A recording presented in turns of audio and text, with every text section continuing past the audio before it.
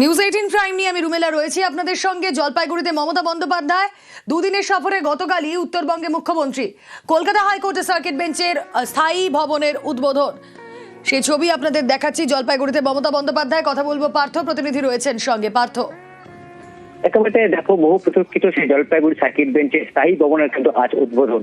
কিছুক্ষণের মধ্যেই উদ্বোধন হবে। ইতিমধ্যে কিন্তু যে উদ্বোধনী মঞ্চ, সেখানে মুখ্যমন্ত্রী পৌঁছেছেন, দেশের চিফ জাস্টিস অফ ইন্ডিয়া তিনি এসে পৌঁছেছেন, অন্যান্য আমাদের কলকাতা হাইকোর্ট তো বলছে, অন্যান্য রাজ্যের হাইকোর্টের বিচারপতিরা কিন্তু এসে পৌঁছেছেন। কিছুক্ষণের মধ্যেই এই শুভ সূচনা হবে এই নতুন ভবনের। প্রায় 40 একর জমির উপর এই 501 কোটি টাকায় তৈরি হয়েছে এই স্থায়ী ভবন। যা জলপাইগুড়িবাসী, উত্তরবঙ্গবাসী কিন্তু দীর্ঘদিনের দাবি ছিল। সেই মতো কিন্তু রাজ্যের পালা বদলের পর মুখ্যমন্ত্রী মমতা বন্দ্যোপাধ্যায় তিনি কিন্তু 2019 সালে এর ছাড়পত্র দেন এবং জলপাইগুড়ি জেলা পরিষদের ডাকবাংলোতে অস্থায়ীভাবে সার্কিট বেঞ্চের কাজ শুরু হয় এবং তারপর তিনি কথা দিয়েছেন একাধিক সভায় এবং জমি চিহ্নিত করে সেই জলপাইগুড়ি জাতীয় সড়কের ধারেই কিন্তু পাহাড় করে 40 একর জমির উপরে সেই বহু প্রতীক্ষিত সার্কিট বেঞ্চ। এখানে আপাতত উত্তরবঙ্গের 5টি জেলার মানুষেরা তারা কিন্তু বিচার ব্যবস্থার সুবিধা পাবেন। বাকি যে 3 জেলা অর্থাৎ 2 দিনাজপুর এবং মালদা, তারা এর আওতা আসে কিনা সেই বিষয়ে মুখ্যমন্ত্রী কি বলেন সেদিকে অবশ্যই নজর রয়েছে উত্তরবঙ্গবাসীর।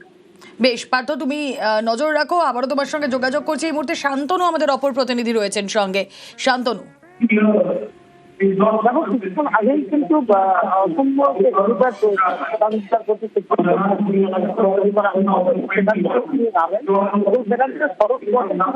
কিছুক্ষণ আগে এসে বলতেছেন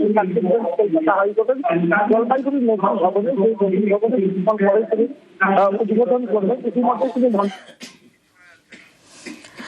না যোগাযোগ করার চেষ্টা করব পরবর্তীতে। ভোটের বাংলায় উত্তরে মমতা বন্দ্যোপাধ্যায় জলপাইগুড়িতে কলকাতা হাইকোর্টের সার্কিট বেঞ্চের নয়া ভবনের, স্থায়ী ভবনের উদ্বোধন করবেন মুখ্যমন্ত্রী।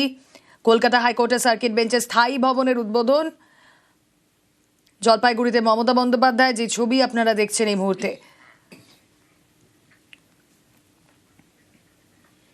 কথা বলবো আবারও, প্রতিনিধি পার্থ রয়েছেন সঙ্গে। যোগাযোগ বিচ্ছিন্ন হয়ে গিয়েছে পার্থর সঙ্গে।